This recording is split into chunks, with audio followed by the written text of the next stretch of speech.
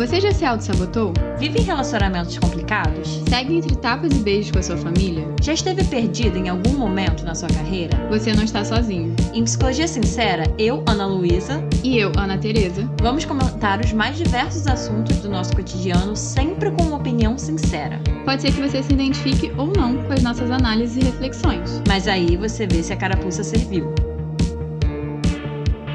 E aí, gente, sejam bem-vindos a mais um episódio do Psicologia Sincera. Como vocês podem ver pelo título desse episódio e pela cor da capinha desse episódio, a gente vai fazer a nossa edição especial de Setembro Amarelo, que quem já tá escutando a gente aí há muito tempo sabe que é uma tradição que a gente tem aqui, né? Afinal, somos um podcast de psicologia e de saúde mental. Não tinha como a gente não fazer um episódio dentro de algum tema relacionado a suicídio, né? Nesse mês de Setembro Amarelo. A gente vai deixar, inclusive, aqui embaixo na descrição do episódio, a gente vai nem entrar muito nos pormenores do que é o Setembro Amarelo, né? A gente tem outros episódios falando sobre esse tema ao longo desses 5 anos aí de podcast. A gente vai deixar, então, um link na descrição do episódio com todos os episódios de Setembro Amarelo que a gente já fez até agora. E a gente ficou pensando, né, como que a gente poderia trazer esse tema aqui de novo pro podcast esse ano. E também, como vocês sabem, geralmente a gente traz um convidado para falar aqui com a gente dentro desse tema. Afinal, suicídio não é uma especialidade que nem eu nem a Ana Tereza temos, né? Claro que a gente acaba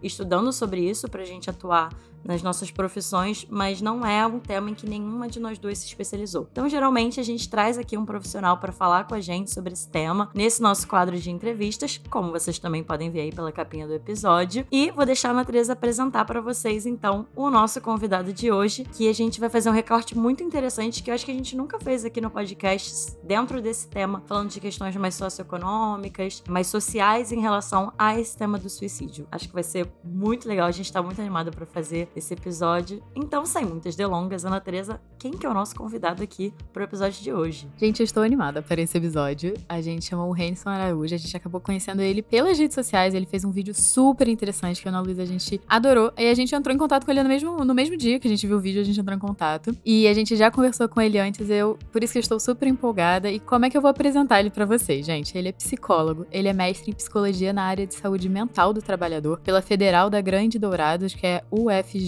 Ele atuou como psicólogo educacional também na rede pública de ensino do Mato Grosso do Sul, no projeto AJA, que é Avanço do Jovem na Aprendizagem, e atualmente ele é comunicador e psicólogo clínico e atende no consultório dele. Então seja super bem-vindo, dá um oi aí pro pessoal. E aí, galera, tudo bom? Nossa, é um prazer muito grande estar aqui. Eu adoro esse tipo de bate-papo, especialmente com os colegas de profissão. Afinal de contas, uma coisa que carece muito na nossa área é justamente a nossa categoria estar unida, né? Então, fico muito feliz pelo convite. Obrigado, meninas. Obrigado, Ana Luísa. Obrigado, Ana Tereza. Um prazer enorme estar aqui. Espero que eu consiga atender as expectativas. Então, já entrando assim, né, Renison, no tema, acho que a gente pode começar falando de suicídio, perguntando como que estão os dados de suicídio no mundo? Assim, acho que é uma forma da gente poder começar a contextualizar um pouco aqui nossos ouvintes de por que é importante a gente estar falando sobre isso, inclusive, né?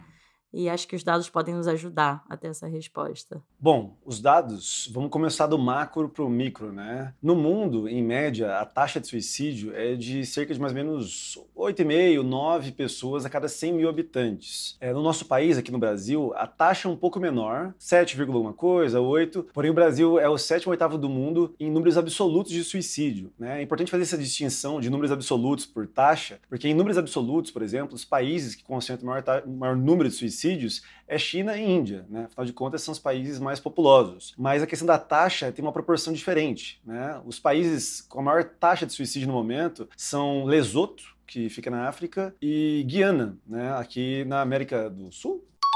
E a gente percebe que existe uma correlação, sim, nessa taxa de suicídio diretamente com a questão socioeconômica. E é uma coisa que a gente acaba deixando muito de lado, porque quando a gente fala em suicídio e pensa em países que estão ligados à questão do suicídio, geralmente o que vem na nossa mente é Japão, Finlândia, às vezes Coreia do Sul, né, e que de fato tem os seus dados de suicídio bem significativos. Fazer uma comparação entre esses países com países como Guiana, Lesoto, como Sri Lanka, é uma forma muito covarde de apagar os dados reais, os números reais de suicídio. É importante destacar também que que quase 3 em cada 4 suicídios do mundo acontecem em países pobres ou em desenvolvimento. Então a questão econômica está intimamente ligada à questão do suicídio, né? Um outro comparativo que eu acho que ajuda bastante as pessoas a entender, tem aquele que eles falam, né, que a cada 40 segundos no mundo uma pessoa tira a própria vida. Eu acho que um comparativo um pouco mais chocante, pelo menos foi para mim, foi quando no próprio dado da OMS eles dizem, né, que suicídio mata mais do que o HIV, do que homicídios e do que desastres naturais somados, né? Então muitas vezes a gente tem medo aí de uma violência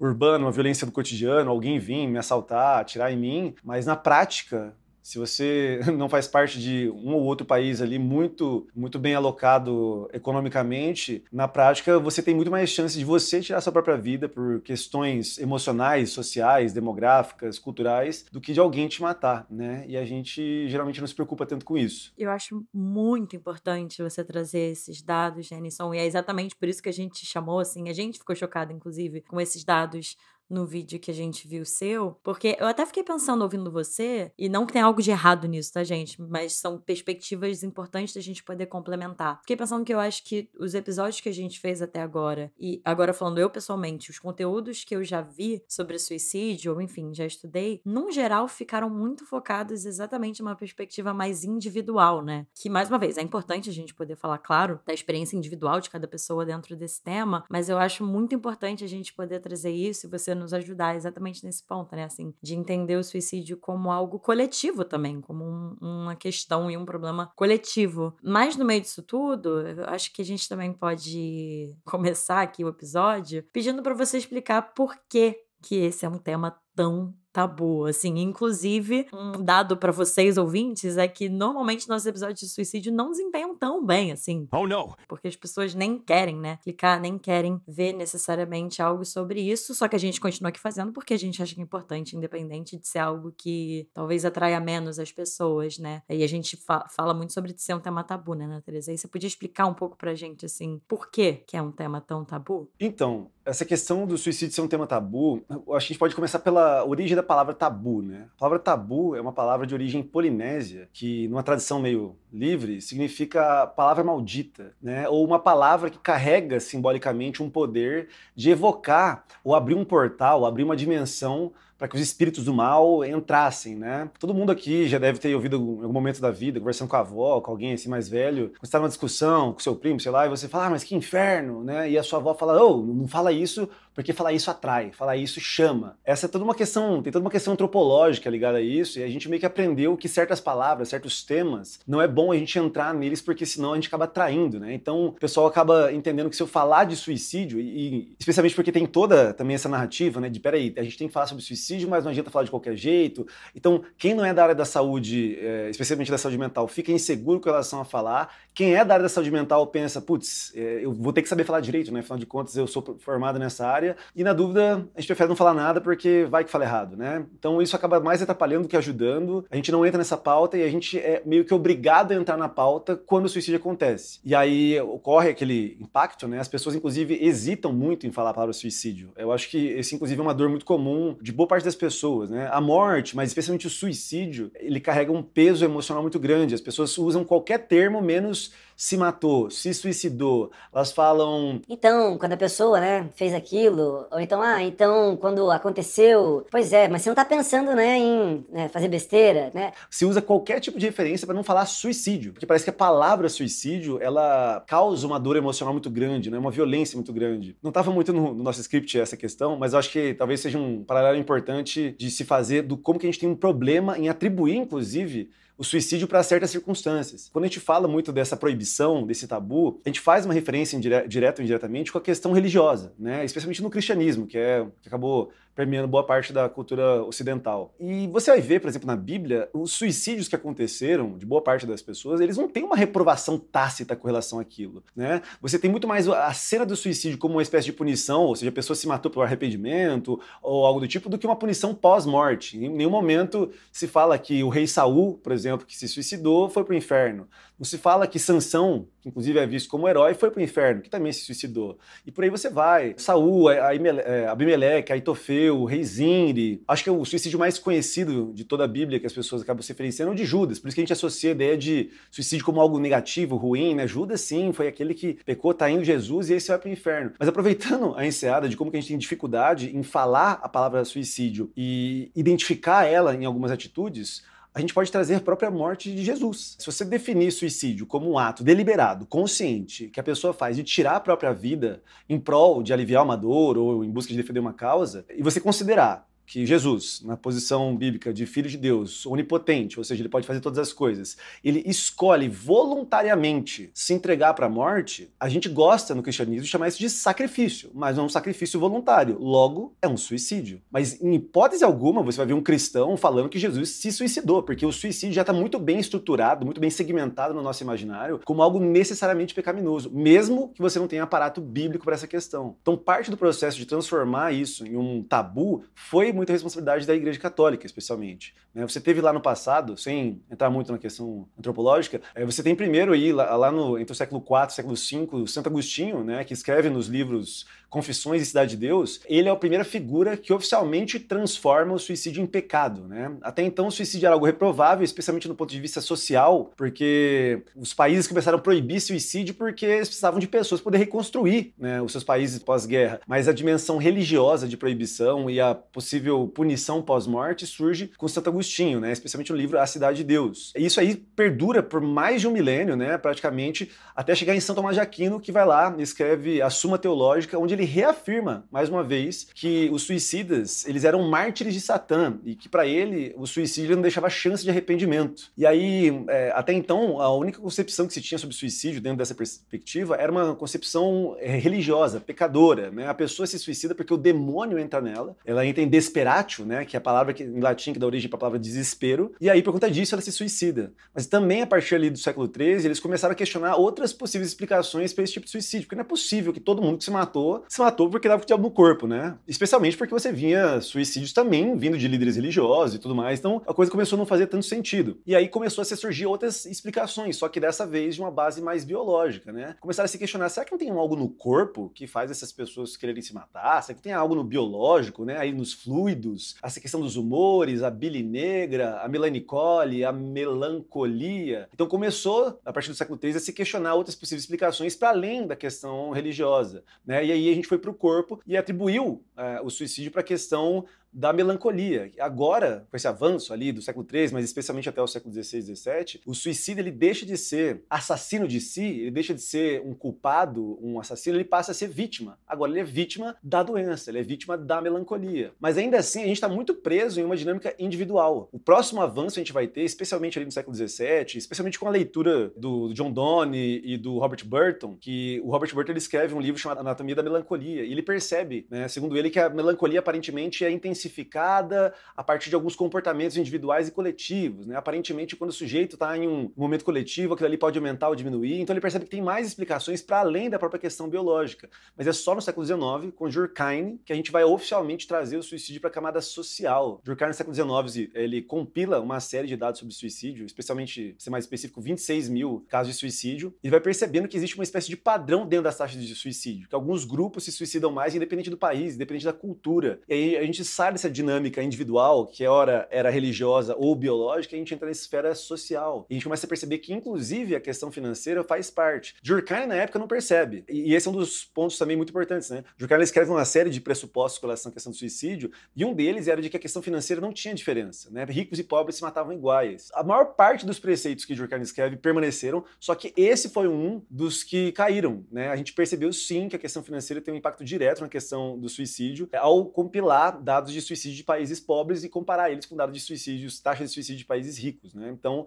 hoje a gente tem essa noção de que o suicídio é um fato social, ele atinge os seres humanos de forma coletiva, e dentro da dinâmica coletiva, óbvio que o financeiro vai fazer parte. Afinal de contas, a gente vive em uma sociedade de consumo, né? Uma sociedade capitalista, no qual o valor do sujeito está muito ligado àquilo que ele é capaz de produzir. Por isso, inclusive, também, quando a pessoa deixa de produzir, deixa de trabalhar, você tem também um aumento significativo na taxa de suicídio. Eu amei saber, assim, toda essa perspectiva histórica, porque eu acho que muitas vezes a gente tira, né, um pouco do presente, como a gente age em sociedade, como a gente é impactado pelo meio que a gente tá. E esquece, tem toda uma construção, tem toda uma história, até pra gente se questionar. Isso eu falo até fazendo as proporções corretas, gente, com a nossa história de vida também, né? O que serve, o que não serve, de onde isso veio, será que isso é coerente com o que a gente quer seguir ou não? E é muito interessante a gente também tá trazendo aqui as pessoas num contexto mais complexo. Porque a gente é influenciado pelo meio que a gente vive, a gente é influenciado pelas pessoas que a gente conversa, e não deixa de ser o suicídio também algo que vai ser impactado por múltiplos fatores, né? Então eu adorei que o Renison trouxe, assim, de o social impacta, dinheiro impacta, o acesso impacta, e eu queria até começar perguntando, assim, né, como essas condições socioeconômicas que você começou a falar, de fato impactam o suicídio? Sendo mais direto ao ponto, é só você pensar o seguinte, pensa na pessoa que trabalha para os seus pais, trabalha na sua casa, que limpa a sua casa. Você acredita que essa pessoa tem a mesma qualidade de vida que você? Ela é capaz de comprar o mesmo tipo de comida que você compra no mercado? Essa pessoa tem a mesma oportunidade que você de fazer uma academia? Essa pessoa tem a mesma oportunidade de você de poder decidir no final de semana se você vai sair ou não, se você vai ficar em casa, se você vai visitar um parente ou não? A nossa condição socioeconômica, ela vai impactar, a não ser que quando está na ponta dos extremos, né, mas ela vai impactar em pequenos aspectos. Uma pessoa que está há 5, 6 meses sempre com boleto atrasado, sempre com aluguel passando no limite, e eu chegando ali perto do dia 10, ele tentando juntar dinheiro daqui e dali para poder pagar e não pagar a multa, ela tem um nível basal de estresse muito maior do que uma pessoa que tem uma condição socioeconômica estável. Óbvio que condições socioeconômicas privilegiadas também podem aumentar o estresse por conta da pressão para o trabalho, pressão para o desempenho, tem uma série de questões que vão ser adicionadas. Só que não dá para comparar. A qualidade da sua alimentação é menor, e isso vai impactar na sua qualidade de vida e, consequentemente, nos dados de suicídio. O seu sono tende a ser mais prejudicado quando você tem pessoas para sustentar, quando você vive num espaço barulhento, quando você não tem acesso a saneamento básico, né? Então, todos esses critérios, o seu nível de escolarização vai ser impactado. Afinal de contas, se você vem de uma família que você tem que trabalhar desde cedo para poder ajudar na casa, é muito diferente de você ter uma família que pode te sustentar enquanto você faz faculdade em outra cidade. Então, todos esses dados unidos vão impactar nas taxas de suicídio. E você começou a falar de todas essas diferenças sociais, né? E você trouxe até essa questão de você poder estudar. E eu acredito que a escolaridade deve ter alguma coisa a ver com isso também. Necessariamente. A questão da escolaridade, ela afeta na seguinte perspectiva, né? Primeiro que quando você tem uma faculdade, mesmo hoje a faculdade valendo menos do que valia alguns anos atrás, né, por conta da nossa uberização do trabalho em geral, ela ainda fornece um certo tipo de garantia para você caso você queira trocar de profissão, né? A gente percebe um dado que se repete em praticamente todos os grupos, é que quanto menor o índice de escolaridade, maior é a taxa de suicídio. Porque, vou pegar um exemplo, que eu acho que é um exemplo muito bom, dos policiais. Você percebe que, por exemplo, na polícia militar, até pouco tempo atrás, não era exigido ensino superior para você ingressar na polícia militar. E a polícia, como muita gente já sabe, na verdade a gente sabe desde o século XIX, né, os militares eles se suicidam bem mais do que a população comum. Porém, no momento em que você começou a cobrar dos policiais militares ensino superior, você começou a ter uma leve diminuição na taxa de suicídio. Por que isso acontece? Um sujeito, por exemplo, que se tornou policial militar e ele tinha um ensino médio completo, enquanto ele estava na polícia, ele era alguma coisa, ele representava, ele era um agente do Estado, ele tinha uma estrutura, ele tinha uma corporação, ele tinha um grupo que representava ele. Apesar de ser um trabalho extremamente complexo, a gente pode afirmar com tranquilidade que é um salário altamente insalubre, pelo menos do ponto de vista de saúde mental, exposição à violência, hierarquia muito rígida, mas ainda assim existe um ponto de conexão, né, de corporação, de identidade entre eles. Quando esse sujeito, por alguma razão, seja por adoecimento emocional, seja por uma causa do destino, ele tem que sair da corporação, ele sai de policial para nada. Ele vira simplesmente uma pessoa ali de 30, 40 anos que não se especializou, não sabe fazer mais nada além daquela questão. O mais comum é que eles costumam ir para algum trabalho paralelo, né, se torna segurança ou vai trabalhar com segurança privada, algo do tipo, porque ele fica muito antenado àquele exercício da profissão. Mas no geral, essa pessoa tem muita dificuldade de sair de policial para, sei lá, vendedor de uma loja. Do nada eu tenho que me transformar. Agora, se esse sujeito tem um ensino superior, né, vamos supor que ele se formou em biologia, ele se formou em letras, ele se formou em psicologia. Se ele quiser, ele tem a chance, ainda que ele não queira, né, ainda que ele não esteja afim, de voltar para essa profissão. Ele tem como se realocar no mercado de trabalho ou tentar até mesmo um outro concurso que tem um plano salarial parecido com muito mais facilidade que essa pessoa que não tem escolaridade nenhuma. Então, a escolaridade vira um ponto de vulnerabilidade, né? A baixa escolaridade vira um ponto de vulnerabilidade para esse sujeito, né? Ele acaba sendo o que a gente chama de fator de risco ou fator de proteção caso você tenha uma escolaridade alta, né? Fator de proteção é aquilo que, quando tem presente na sua vida, diminui o risco de suicídio. O fator de risco é aquilo que, quando está presente, aumenta o risco de suicídio. Exemplos de fator de proteção, né? Ter os pais vivos é um fator de proteção. Pessoas que têm os pais vivos se suicidam menos que pessoas que não têm os pais vivos. Ter filhos é fator de proteção à vida, né? Especialmente se seus filhos são muito novos, com menos de 6 anos de idade. Agora, pessoas que não têm filhos se suicidam mais do que pessoas que têm filhos. Tá no relacionamento amoroso costuma ser fator de proteção, especialmente para os homens, né? Para as mulheres é também, mas não necessariamente. Para alguns grupos de mulheres, em alguns contextos, tá casado é fator de risco, inclusive. Fazer parte de ter um vínculo religioso, não necessariamente ter fé, mas fazer parte do grupo, frequentar, ir lá todo domingo. Se você não tem um grupo religioso, você pode andar com o pessoal de bike, que todo sábado vai pedalar, com o pessoal do motoclube. Você tem um grupo coeso, com um ideal em comum, do qual você participa fisicamente indo até eles, é fator de proteção à vida. Mas é importante destacar que os fatores de proteção à vida, eles também são relativos, porque pode ser que ter pais vivos seja fator de proteção para a maioria das pessoas, mas se a sua relação com seus pais é péssima, seus pais te agridem, te humilham, não te aceitam como você é, não necessariamente vai ser fator de proteção, pode inclusive ser fator de risco. Casamento, como eu coloquei, costuma ser fator de proteção, mas se você sofre violência doméstica, se o casamento te demanda mais horas de trabalho ainda, para além do trabalho que você faz fora de casa, não necessariamente fator de proteção, por aí vai. Acho que esse é um ponto muito importante que você traz, Jenison, porque fala exatamente daquilo que eu tava falando, né? Da gente poder sempre casar o olhar coletivo, que inclusive os dados nos mostram, desse olhar mais individualizado da experiência da pessoa, né? Dentro daquilo que, enfim,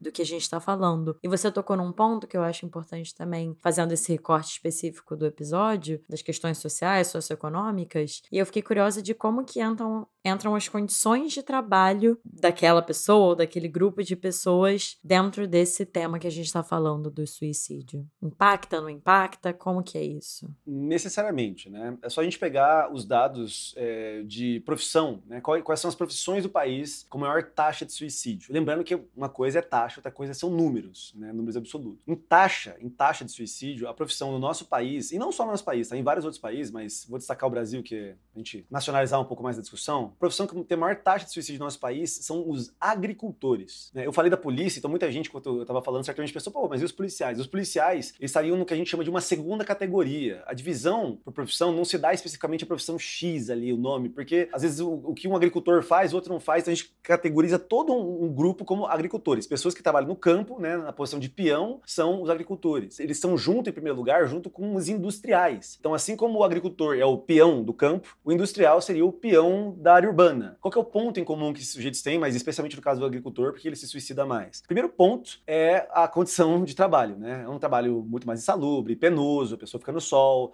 alimentação, você não tem nenhum controle por nenhum tipo de sindicato, você tem pouca fiscalização por parte do poder público. Além disso, os agricultores, eles geralmente vivem muito isolados, tanto de outros agricultores como da própria área urbana, de outras pessoas, né? Então, no geral, eles se abrem muito pouco, majoritariamente são homens, a taxa de alcoolismo é muito grande nessa população. Além disso, existe uma exposição direta do agricultor aos pesticidas, né? E a gente tem, assim, estudos a rolê mostrando a correlação direta da exposição ao pesticida com o aumento do suicídio. E também vale a pena destacar que esse grupo, ele tem acesso aos mecanismos pelos quais eles costumam tirar a própria vida. Ou seja, a maior parte do suicídio de agricultores no Brasil é por uso de pesticida e, quando não, arma de fogo, que são ferramentas que estão disponíveis ali para o mundo do agro, né? O industrial, por sua vez, que está num paralelo muito parecido, mas ainda assim um pouco levemente menor de taxa de suicídio do que o agricultor, são os industriais. Mesma dinâmica, né? A progressão de carreira é horrível, né? A perspectiva de salário é muito ruim, boa parte dessas pessoas vivem numa situação de vulnerabilidade muito grande, os estresses típicos de uma vida na área urbana em uma posição mais periférica. Os trabalhos são muito penosos, muitas vezes eles precisam de 2, 3 jornadas de trabalho, então trabalham ali no CLT por um período para ter um mínimo de seguridade, trabalham ali fazendo Uber, fazendo entrega, tudo para poder complementar e ter um mínimo de uma renda digna. Isso vai impactar nos dados de suicídio. E por aí vai. Na segunda grande categoria, a gente colocaria os policiais, né? Polícia como um modo geral. O nome da segunda categoria seria profissionais da segurança, especialmente profissionais da segurança pública, do qual o policial militar é o topo desse ranking, né? Disparado, é o sujeito que mais se suicida. seguido de policial civil, policial federal, guardas municipais, soldados e, por fim, bombeiros, né? E a terceira grande categoria seriam enfermeiros, técnicos de enfermagem e médicos. Também, aí nessa terceira categoria, junto ali com veterinários, eventualmente odonto também tem apresentado um aumento, profissionais da área de arquitetura também tido um aumento, mas no topo dessa terceira categoria você tem enfermeiros, médicos e veterinários ocupando o topo dessa questão, né? O médico, eu sei que ele se distou um pouco dessa categoria, mas é importante lembrar que o médico ele é basicamente o proletário gourmet. Quando muito o médico tem uma condição salarial que se distou um pouco da média geral, mas ele já não tem mais o glamour que se tinha na medicina de 20, 30 anos atrás. Inclusive, muita gente tem se frustrado, muita gente tem deteriorado a saúde mental com a medicina justamente por conta dessa questão. O pessoal sai da faculdade imaginando aquele cenário que pintaram quando ele era criança, né? De vai comprar carrão, vai poder trabalhar pouco e tudo mais, e percebe que para você ganhar uma grana legal, você vai ter que trabalhar muitas horas, né? Isso vai impactar na saúde mental dessa galera aí. Mas, acima de tudo, a falta de seguridade, de segurança que esse público tem, porque eles também, né, como são proletários, eles dependem do trabalho para poder se manter. Então, se ele adoece, se ele por alguma razão não dá conta de trabalhar mais, ele sabe que vai depender da reserva financeira dele, porque a perspectiva é que ele, em pouco tempo, volte a estar na condição dos outros trabalhadores proletários, né? Tudo sempre acaba voltando para a questão das condições de trabalho mesmo, né? Até profissões, por exemplo, que você trouxe o médico, que a gente pensa, tá com a vida ganha, tá ótimo. Tem uma condição de trabalho muito difícil também. Então, pensando assim, né, que isso é um problema social. A gente tá vendo, assim, várias profissões muito deterioradas, né? Como você acha que as políticas públicas poderiam ajudar na prevenção do suicídio? Porque eu acho que a gente não fala muito sobre isso também. Então, essa questão da política pública é bastante complexa, porque a gente sabe que tem impacto, é fato. Os dados, todos os dados, quando eles avaliam especialmente com base em políticas públicas que foram feitas ali, intervenção e tudo mais. Mas a gente tem uma leitura muito ruim sobre prevenção, né? A própria campanha de Setembro Amarelo já deixa muito claro, né? Ela surgiu algum tempo atrás como uma mistura de iniciativa da sociedade civil com parte do poder público, mas acabou virando muito mais uma data, é estranho usar esse termo, mas real, virou quase uma data comemorativa, né? Então, em setembro, se você trabalha numa empresa grande, você sabe que um dia lá você vai trabalhar menos horas da semana porque vai ter uma palestrinha de alguém lá que vai comer 2 horas do seu trabalho, falando os dados. E o pessoal vai lá e recorta papel crepom e cartolina, pendura e peça ajuda, se abra, né? A galera, durante uma época na rede social também postava assim, né? Como é que é? Setembro Amarelo, vou deixar o meu inbox aberto para vocês. A gente tem muito essa percepção de que a prevenção ela se dá nessa ação individual. E esse é o grande problema, porque, na verdade, esse é o grande problema do neoliberalismo. Você individualiza a solução de problemas que são coletivos. Então, se o problema não é resolvido, o problema é seu. Você que não se doou bastante. Você que não ficou atento ao seu colega de trabalho lá. Então, vamos divulgar os sinais que as pessoas demonstram quando eu vou pensar em se suicidar. Mas eu não tenho que ser avaliador de sinal. Eu não trabalho com isso. Eu trabalho na empresa tal, eu sou vendedor. O que tem a ver com sinais de suicídio? É quem devia focar nessa dinâmica, quem devia criar esse tipo de programação é o poder público. Mas a gente não entende como que funciona as escalas de prevenção, né? No grosso modo, só para o pessoal ter um norte, a prevenção ela tem pelo menos 3 níveis. A primeira, a mais geral, e aqui tem o maior índice de impacto para a população, é o que a gente chama de prevenção universal, que você gera para toda a população. Então, o público-alvo da prevenção universal é a população de modo geral. Por exemplo, um tipo de prevenção universal é você restringir o acesso à arma de fogo. É uma prevenção que você cria para toda a população, então não pode ter, e se for ter, tem que ter toda uma série de questões, isso diminui a taxa de suicídio. Por exemplo, a campanha de conscientização sobre o uso do álcool. Não é sobre suicídio, mas quando você vai lá e cria uma campanha de conscientização ou cria mecanismos para diminuir o consumo do álcool da população, isso vai impactar nos dados de suicídio, né? Quando você facilita, por exemplo, o acesso a serviço de saúde mental, quando você dá vaga de leito ou em CAPs e tudo mais, isso é prevenção universal. Isso impacta significativamente, né? Então, o objetivo desse tipo de prevenção é você impedir o início de determinado tipo de problema, né? Então você destina para toda a população, mesmo que essa população não apresenta nenhum tipo de problema em si. Abaixo disso, né? Abaixo ou acima, dependendo do gráfico que você está criando na sua cabeça, né? A próxima etapa da prevenção universal é a chamada prevenção seletiva. A prevenção seletiva, o público-alvo nesse caso, são os indivíduos que a gente já sabe que tem um risco maior de suicídio. Por exemplo, homem. Você deve ter visto, já faz tempo que não surge, mas alguns anos atrás tinha uma campanha para a saúde do homem, né? Mostrando ali um grupo de amigos, eles rindo, de repente um deles sumia, o grupo ficava triste, né? O pai empurrando a criança no parquinho, de repente o pai sumia e a criança ficava ali sem ter alguém balançar. Por quê? Eu faço uma campanha de prevenção seletiva direcionando para esse público de homens, porque os homens, sabidamente, são os que mais se matam, né? Para quem não tem essa referência, cada 10 suicídios que a gente tem no mundo, cerca de 7, 8 são de homens. E isso varia muito pouco ao longo da história, assim, sabe? Tem raríssimas exceções. Então, quando você faz uma campanha direcionada para esse público que sabidamente é mais vulnerável, isso vai impactar. Outro grupo também, dentro dessa dinâmica de prevenção seletiva, adolescentes grávidas. A taxa de suicídio de adolescentes grávidas é muito alta. Pessoas com transtorno mental, especialmente depressão, borderline, bipolaridade. Quando você direciona para esse público, é uma prevenção seletiva, né? Então, o objetivo desse tipo de prevenção é você impedir a instalação de determinado tipo de comportamento ou então o surgimento das suas consequências, né? Através da redução dos fatores de risco. É importante colocar que esse tipo de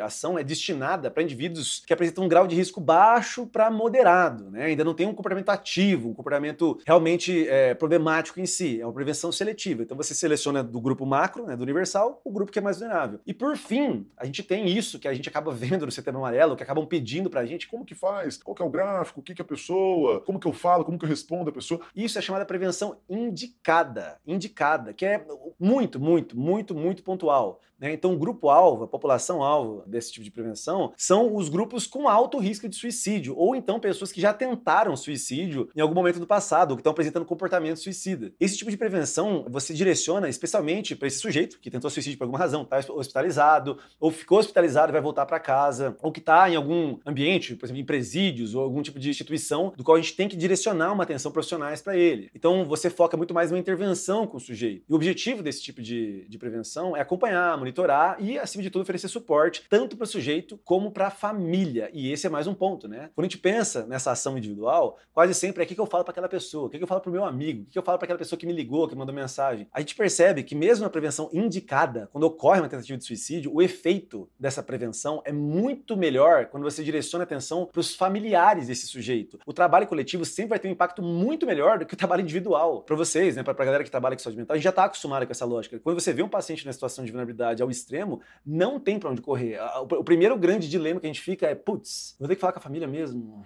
Eu vou ter que sair dessa escala eu e ele, e eu vou ter que recrutar pessoas. E sim, né, o melhor jeito, o jeito mais seguro que todos os dados comprovam é através desse coletivo, mesmo em dinâmicas individuais, interpessoais. Então, só para a galera entender como que é a escala, né, de prevenção no geral. A gente está muito mais acostumada a ver prevenção nessa lógica indicada da ação individual do que nessa lógica universal, sendo que a grana, as políticas públicas deviam focar muito mais na prevenção universal, né? Um exemplo, só para ser bem caricato, um exemplo muito bom de uma prevenção universal que deu um impacto gigantesco na questão do suicídio foi o Reino Unido, né, que em 1973, na década de 70, eles trocaram, simplesmente substituíram, não tinha nenhuma intenção a princípio de uma intervenção para com a população, mas eles substituíram o gás de carvão por gás natural nas tubulações. E essa simples ação do governo fez com que 1/3 das taxas de suicídio do Reino Unido diminuíssem, porque as pessoas muitas vezes iam tentar se suicidar, não conseguiam e desistiam do suicídio. Então você percebe, certos tipos de conduta, certos tipos de mudança por parte do poder público impactam muito, tanto no aumento como na diminuição. Um exemplo de uma ação inversa, né, que a gente não tem um impacto em si, mas em vez do poder público estar ajudando, está piorando, é o caso mais recente aqui, que teve no dia 1º de setembro, do prefeito de Foz do Iguaçu. Não sei se vocês acompanharam isso. O prefeito de Foz do Iguaçu, na abertura da campanha de Setembro Amarelo, ele fez a seguinte fala, né? Ele disse que quem se suicida ou tem depressão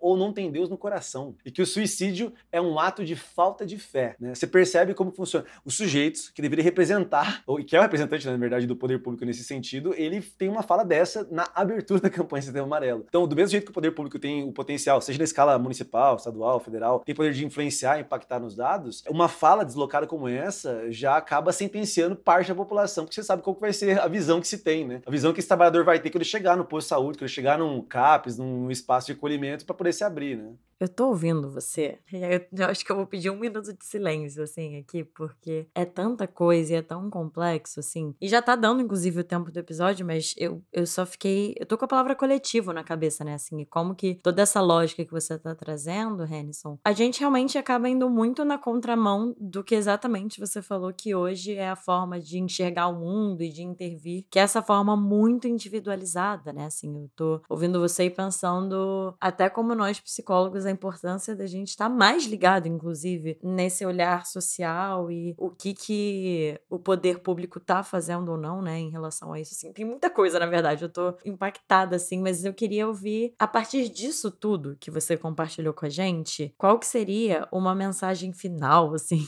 digamos assim, que você gostaria de passar em relação a tudo isso que você tá trazendo de conteúdo, de conhecimento, dos dados, assim, o que pra você é importante a gente deixar aqui? Não sei se mensagem é uma boa palavra, mas assim, de ressaltar e comunicar mesmo pra quem tá ouvindo sobre esse tema. Eu queria deixar alguns pontos muito claros, assim, especialmente 2 pontos. Não sei se eu vou conseguir me fazer compreendido por eles, mas prometo que eu vou dar meu melhor. Primeiro ponto, eu queria muito que as pessoas que ouvissem esse nosso episódio guardassem de tudo que eu falei. Primeiro ponto é, o suicídio não vai acabar. E pronto. Você pode ter a melhor política pública da história da humanidade. Você pode ter uma remissão completa, absoluta da pobreza. Todas as pessoas agora vão ganhar 100 mil reais por mês. Todas as pessoas agora vão viver num país sem guerra, sem conflitos. O suicídio não vai acabar. Mas essa é uma discussão mais complexa, porque a gente ainda associa suicídio exclusivamente com uma questão necessariamente negativa. O que de fato é uma correlação que faz sentido, mas a coisa não é tão simplista assim. Então o suicídio é um fato social, ele sempre vai existir. O que a gente quer ao fazer esse tipo de trabalho, ao direcionar a atenção para esse tema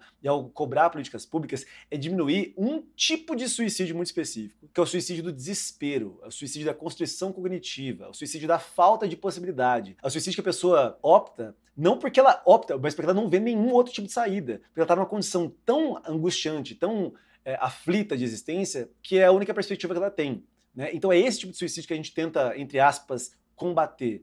Mas o suicídio como fenômeno, ele é um fato, ele vai sempre existir. Então não criem, né, a expectativa ou a esperança de que vai existir a política pública perfeita, ideal, ou a mudança da sociedade perfeita e ideal que vai solucionar essa questão. Porque isso não é algo solucionável na sua estrutura. Mas esse grupo, né, esse modelo, esse tipo de suicídio para esses grupos, para essas categorias, é algo sim trabalhável, porque a gente já tem dados que mostram que quando você intervém, mexe, né, nessa base, isso impacta numa diminuição, isso resulta numa diminuição dos dados de suicídio. Esse é o primeiro ponto que eu quero que as pessoas guardem. E o segundo ponto é, tira da escala individual a responsabilidade pelo suicídio. A gente já saiu dessa perspectiva há muito tempo. O suicídio, ele tem essa questão de pulverizar o sentimento de culpa. E Durkheim, ao tirar o suicídio da escala individual e jogar para o coletivo, ele coloca que as sociedades, segundo ele, toda sociedade tem um contingente de mortos voluntários, ou seja, pessoas, né, assim como uma árvore vai crescendo, vai trocando de galho, vai trocando de folha, vai trocando de casca, a sociedade, como uma estrutura, ela vai crescendo, vai trocando, vai soltando esses galhos, essas folhas que são os membros, são as pessoas ali. Então, você achar que é você o sujeito que tem que intervir, que você que tem que saber os sinais, é um jeito muito violento e muito covarde que a mídia tem colocado de direcionar um problema coletivo para um problema individual. A gente ouve muitas vezes uma pergunta que é muito padrão, eu vou dar uma entrevista daqui a pouco para um jornal aqui, eles já me mandaram a pergunta que vão me fazer, que é quais são os sinais que as pessoas demonstram quando estão pensando em tirar a própria vida.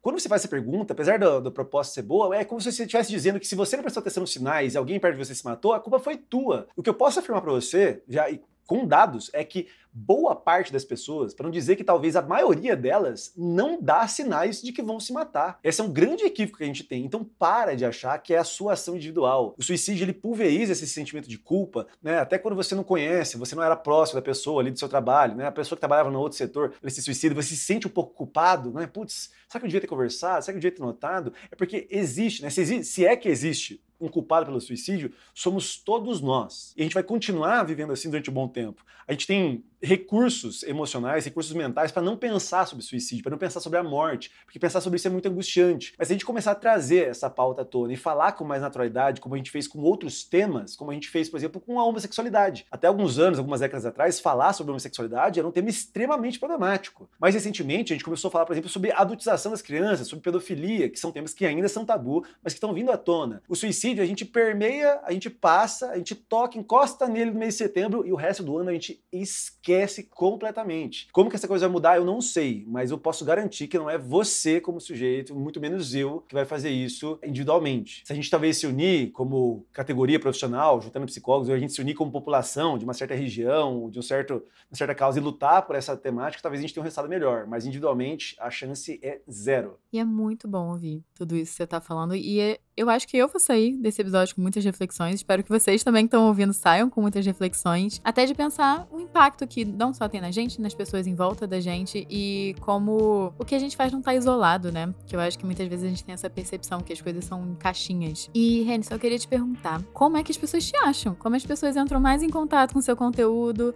Onde é que as pessoas podem fazer terapia com você? Porque eu tô saindo daqui encantada. Então, eu tenho um Instagram, meu arroba é @RenisonPsico, Renison com 2 S, R-E-N-I-S-S-O-N, Renison Psico, tudo junto. E eu tenho meu TikTok, que é Psicólogo Renison. E vocês podem me procurar por lá. No meu Instagram tem um link na minha bio que dá acesso ao meu curso de prevenção do suicídio, dá acesso ao meu WhatsApp para poder falar com a minha secretária, ver valores e agendamento de consulta e por aí, né?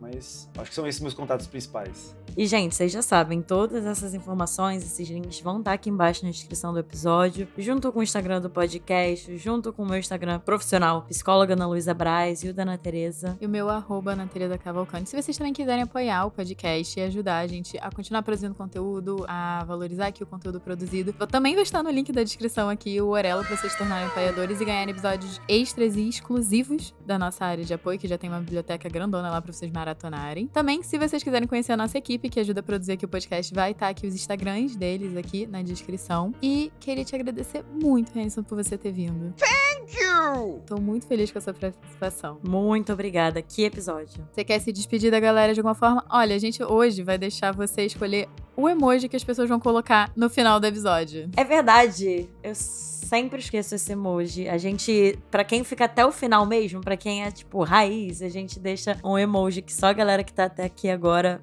vai saber, que é pra elas comentarem. E aí você pode escolher o emoji que você quiser pra gente colocar, eu ia falar na descrição, não, pras pessoas comentarem. Eu acho que, eu ia, só de sacanagem, eu ia falar pra colocar o lacinho amarelo do setembro amarelo, mas é muito caricato, eu não vou querer cair nessa. Eu acho, pelo tom provocativo, eu acho que o emoji vai ser aquele do macaquinho tampando a orelha, pra gente parar de ouvir o tanto de besteira que a gente tem ouvido ultimamente nas campanhas de Setembro Amarelo. Adorei. Nossa, e eu pensei em outra coisa, tanto pra gente parar de ouvir isso, quanto como um símbolo, né? Uma metáfora da gente meio que assim, não querendo ouvir, inclusive, de fato, o que é importante ouvir sobre Setembro Amarelo. Bom, muito bom. Nossa, isso é fantástico. Então, pessoal, comentem macaquinho se vocês aprenderam alguma coisa nesse episódio, se vocês vão compartilhar esse episódio, se vocês acham que esse episódio tem que chegar em mais gente. E também não deixe de classificar o podcast e ativar o sininho pra chegar em mais gente esse episódio e mais gente o podcast. E é isso, gente. Agora sim. Renison, mais uma vez, muito obrigada. E pra todo mundo que tá ouvindo também, muito obrigada. Um beijo e até o próximo episódio. Valeu, galera. Tchau, tchau.